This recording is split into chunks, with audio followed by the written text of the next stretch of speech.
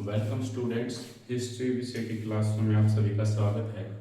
जैसा कि हमने पिछले लेक्चर में महमूद गजनवी ने भारत पर जो 17 आक्रमण किए उन पे चर्चा की थी, तो आज हम महमूद गजनवी के जो ये आक्रमण थे इनके पीछे क्या उद्देश्य है वो कार्य कर रहे थे उनके ऊपर चर्चा करेंगे। संभवतः इसके ऊपर जो इतिहासकार है वो एक मत नहीं है और विभिन्न तीन प्रमुख धारणाएं हैं वो इस विषय में प्रचलित हैं। तो इन तीनों पर हम चर्चा करके और अंत में इससे बात पर पहुंचने की कोशिश करेंगे कि कौन सा जो उद्देश्य था वो सबसे ज्यादा माना जा सकता है। पहला है राजनीतिक उद्देश्य।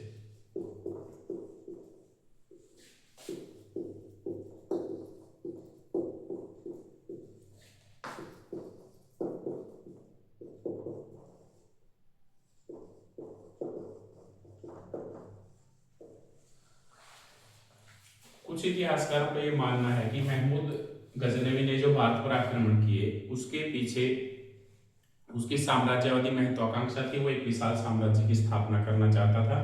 संभवतः इसके पीछे वो विभिन्न तर्क देते हैं कि एक तो उसने जो ये बार बार आक्रमण किए तो पंजाब है उसको गजनी साम्राज्य का अभिन्न अंग बनाया। यदि वो उसके पीछे राजनीतिक उद्देश्य नहीं होते तो पंजाब को गजनी साम्राज्य में मिलाने की क्या आवश्यकता थी। इसके साथ साथ यदि उसके पीछे इस्लाम से प्रेरित होता तो संभवतः वो जो मध्य एशिया के मुस्लिम शासकों से क्यों युद्ध करता। और इसके अलावा जो भारत के ऊपर भी उसने अबुल फतेह दाऊद पर जो कि एक मुस्लिम शासक था उस पर भी आक्रमण किए।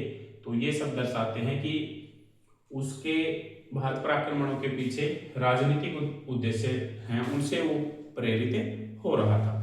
लेकिन सही ढंग से देखने पर ये सामने आता है कि महमूद गजनवी हैं उसने भारत पर जो आक्रमण करने के पीछे जो राजनीतिक उद्देश्य वाला जो ये मत है ये ज्यादा कारगर साबित नहीं हो रहा। जैसा कि हम देखते हैं कि यदि महमूद गजनवी के इन आक्रमणों के पीछे एक विशाल साम्राज्य स्थापित करने की मंशा होती तो वो केवल पंजाब, क्योंकि उसने 17 बार आक्रमण किए थे, तो अन्य नगरों को भी अन्य क्षेत्रों को भी वो गजनी साम्राज्य का अभिन्न अंग बनाता। लेकिन उसने आक्रमण किए और संभवतः ज्यादा ध्यान है वो लूट करने पर रखा और अपनी विजयों को उसने संगठित नहीं किया और न ही कोई अधिकारी हैं वो वहां पे नियुक्त किए।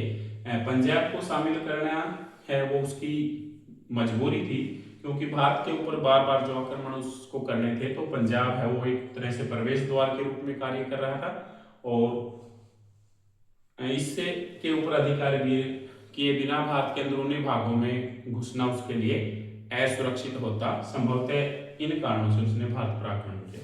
दूसरा जो उद्देश्य था, दूसरा मत जो प्रचलित है वो है धार्मिक उद्देश्य।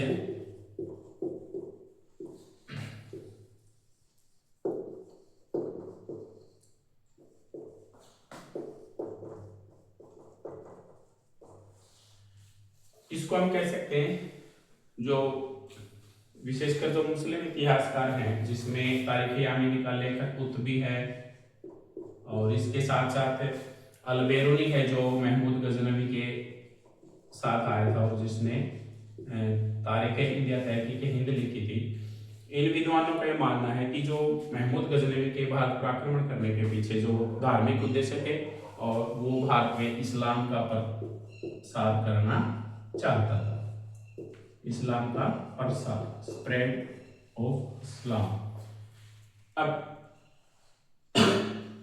कुतुबी का मानना है कि जो महमूद गजनवी गजनी का शासक बना तो उसने प्रण लिया था सिंहासन पर बैठते कि वो हर वर्ष भारत पर आक्रमण करेगा और वहां इस्लाम का प्रचार प्रसार करेगा। इसके साथ साथ वो जो हिंदुओं की मूर्ति पूजा है उसको भी निरर्थक साबित करना चाहता था। यही कारण है कि उसने भारत पर आक्रमण किए, विशेषकर मंदिरों पर आक्रमण किए और उन मंदिरों में मूर्तियों और मंदिरों को तोड़ने में विशेष उत्साह दिखाया और इसके साथ साथ लोगों को इस्लाम स्वीकार करने के ऊपर जोर दिया। इस मत का जो खंडन है मोहम्मद अली और आरसी मजूमदार जैसे विद्वान हैं वो इस मत का खंडन करते हैं।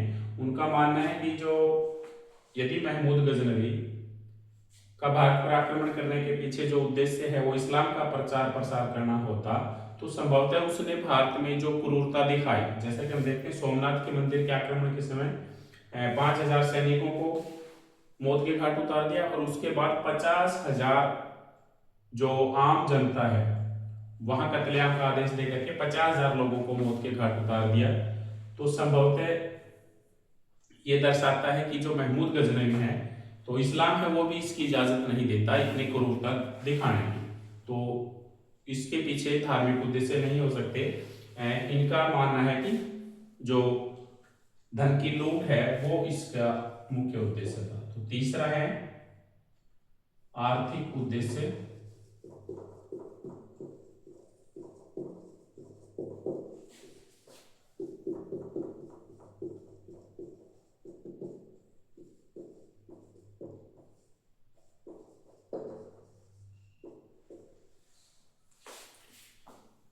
मोहम्मद हबीब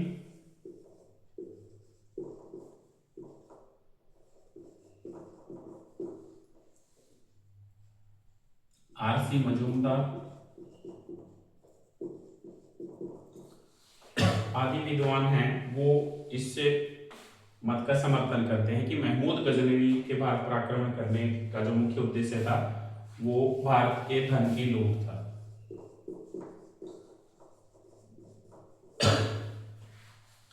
एक तो मध्यकाल में जो गजनी है वो एक पर्वतीय और बंजर प्रदेश था, तो बाहर से धन आए बिना वहां पे आजीविका या जीवन निर्वाह करना है वो काफी कठिन कार्य था।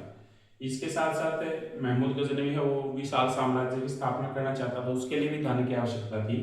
भारत है वो उन दिनों अपने उन्नत विदेशी व्यापार के फलस्वरूप जो मूल्यवान धातुएं भारत में आकर के संग्रहित हो रही थी, इस आधार पर सोने की चिड़िया कहलाता था।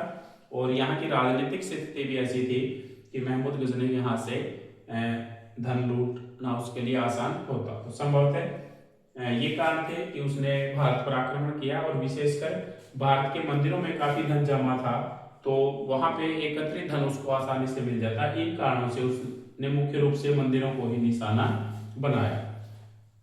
इसके साथ साथ हम देखते हैं कि जब 1025-26 ईस्वी में सोमनाथ पर आक्रमण किया तो महमूद गजनवी ने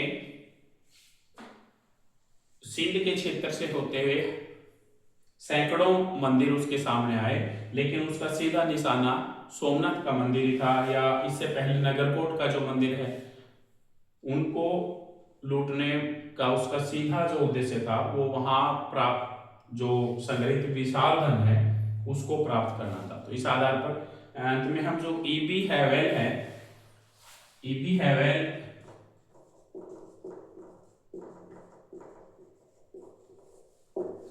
इससे पहले हम देखते हैं कि महमूद गजनवी वो एक लालची प्रकृति का व्यक्ति भी था और उसने अपने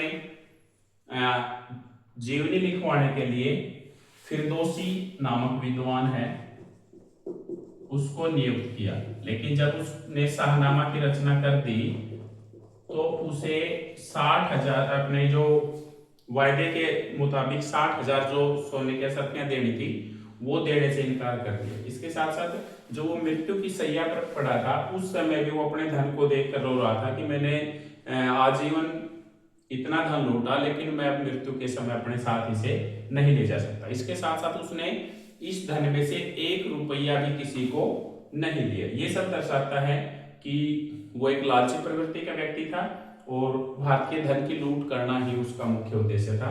अंत में ईबी हैवेल के शब्दों से सहमत हुआ जा सकता है कि यदि महमूद गजनवी को जो मक्का और मदीना जैसे पवित्र तीर्थ स्थलों पर यदि वहां से जो कि मुसलमानों के तीर्थ स्थल थे यदि वहां से भी अपार धन संपदा प्राप्त होती तो वो उतनी ही क्रूरता इनको भी लूटने में दर्शाता जितनी कि उसने सोमनाथ का मंदिर है वो लूटने में की थी। तो इस प्रकार निष्कर्ष रूप में हम कह सकते हैं कि महमूद गजनवी के जो भारत पर आक्रमण करने के पीछे जो मुख्य उद्देश्य था वो उसका धार्मिक या राजनीतिक ना होकर के आर्थिक था। वो भारत के विशाल धन की लूट करना चाहता था। धन्यवाद।